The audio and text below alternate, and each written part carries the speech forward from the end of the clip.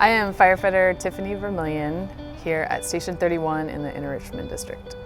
I grew up in El Paso, Texas, and kind of bounced around to a bunch of different cities. Right before I came to San Francisco, I was living in New York City and I was going to school there.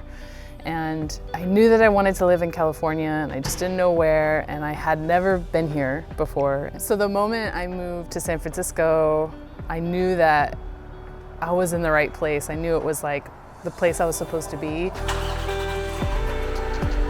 I was needing this change, and I was a cyclist through just as transportation throughout the city.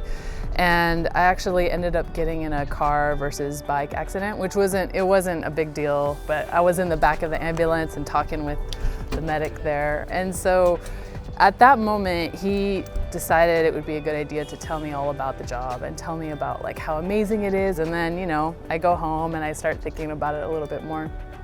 And I was like, you know what?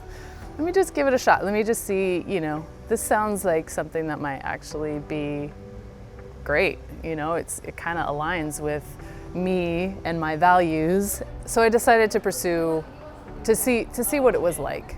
And I did, and the moment I did that, it was pretty interesting how doors kind of opened. So I would put in the effort and got my EMT license, and I interviewed to be in the reserves, and I was able to do that. And once I was in the academy, experiencing it in full force, I had this moment of like, this is what I'm supposed to be doing. This is the bee's knees. This is it. Like, this is me. And it felt great. And thank goodness it worked out.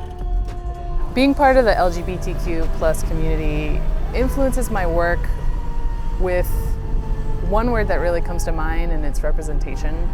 So when I thought way back when about being a firefighter, it kind of rolled off my back. It wasn't something that I thought that I could do.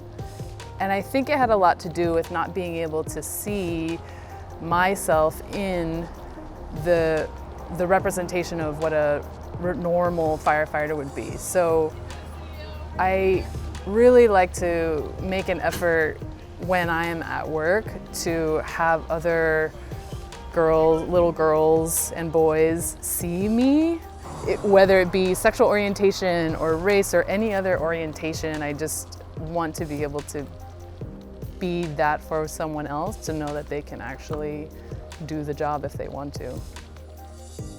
As a new mom, I feel like a different person, actually.